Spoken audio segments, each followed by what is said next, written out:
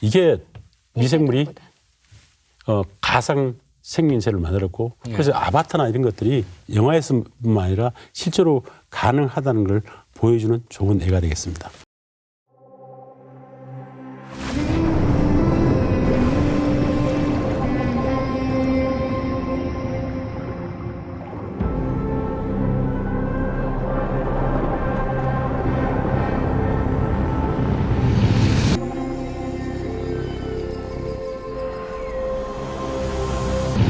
미생물이 정말 다양한 분야에서 활용이 되고 있는 것 같은데요.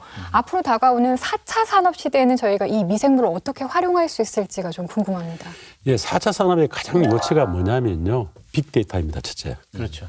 두 번째 중요한 게 그 물리적인 그 시스템을 갖다가 현실 시스템과 연결하는 사이버 시스템이라는 겁니다. 이 두 가지 측면에서 말씀드릴게요. 우선 인간 유전체가 30억 연기상을 갖다가 해독해가지고 얻은 유전자가 25,000개입니다. 유전자라는 건 아까 A에서 B를 전환할 수 있는 기능을 가진 물질인데 미생물은 유전자 크기가 그게 1000분의 1밖에 안 되는데 적어도 2,000개 내지 3,000개 정도 유전자가 나옵니다. 그러면 지금까지 미생물 유전체 분석된 게 27만 종입니다. 그러면 2,000개로 곱해도 5억 4천만 개의 유전자를 갖고 있는 거죠. 이 5억 4천만의 유전자를 가지고 마음대로 믹스하면 바꾸고 끼우고 하게 되면 천문학적인 숫자가 가능하지 않습니까? 그래서 미생물은 4차 산업에 중요한 거고 두 번째 중요한 이유는 미생물은 이미 사이버 미생물을 만들었습니다. 아바타를 만들었다는 이야기입니다. 미생물 유전체를 갖다가 컴퓨터에 집어넣고 사람이 직접 실험하지 않고 어떤 조건을 줘가지고 컴퓨터를 돌리게 됩니다. 그럼 컴퓨터는 밤새도록 돌면서 수만 번의 실험을 해가지고 가장 좋은 결과를 갖다가 내주면 사람은 그 중에서 가장 좋은 결과를 테스트가 가장 좋은 결과를 갖다 하는데 생산하면 되는데 이게 미생물이 가상 생명체를 만들었고 그래서 아바타나 이런 것들이 영화에서뿐만 아니라 실제로 가능하다는 걸 보여주는 좋은 예가 되겠습니다. 그 가장 큰 목적이 가까운 달에도 정말 초기 지구하고 같다고 치면 우리가 대량의 미생물을 퍼뜨리면 거기서 산소를 만들고 또 뭐 이렇게 가능하다면 언젠가 달을 식민지로 우리가 개체가 인간이 자유롭게 살 수 있을 거라고 우리는 상상하는 거죠. 또 화성도 가능할 거고 뭐 이런 생각을 갖고 많이 접근하고 있고 지금은 뭐 공상적인 이야기라 할지라도 과학자는 가능성이 있다면 무조건 도전하기 때문에 그렇죠. 도전을 해야 된다고 생각합니다.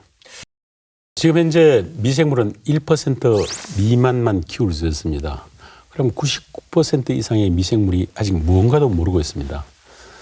우리가 인간이 필요로 하는 모든 물질이나 자원을 그 99%에서 얻을 수 있는 제 생각은 신천지라고 생각을 합니다.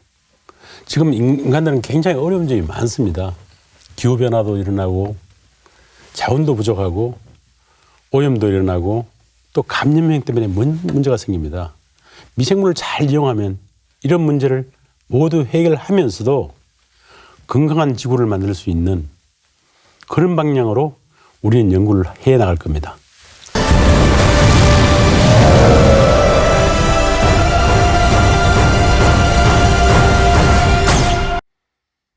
오늘은 미생물 분야의 발전이 우리의 삶에 어떤 영향을 미칠 수 있는지에 대한 인터뷰를 들었습니다.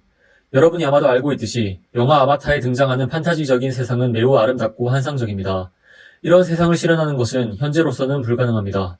그러나 우리는 미생물 분야의 발전을 통해 아바타와 같은 세상을 만들어 나갈 수 있다는 가능성을 보았습니다. 미생물 분야의 발전은 지구 환경 문제와 보호, 식물 재배 방법, 신약 개발 등 다양한 분야에서 활용될 수 있습니다. 예를 들어 미생물을 이용한 새로운 식물 재배 방법을 연구하면 지구의 농업 생산성을 향상시킬 수 있습니다. 또한 미생물을 이용하여 새로운 약물을 개발하면 다양한 질병을 치료할 수 있습니다. 영상에서 인터뷰와 같이 달과 화성 개척에도 생태계를 만들기 위해 미생물을 활용해야 한다고 했습니다. 다시 한번 말씀드리자면 아바타와 같은 세상은 현재의 과학기술로는 여전히 불가능합니다. 그러나 우리는 더 나은 삶을 위해 미생물 분야의 연구를 지속적으로 발전시키고 더 나은 환경을 만들어 나갈 수 있다는 것을 인지해야 합니다. 미생물 분야의 연구와 기술 발전에 대한 관심과 지지를 계속해 나가야 할 것 같습니다. 시청해 주셔서 감사합니다. some money.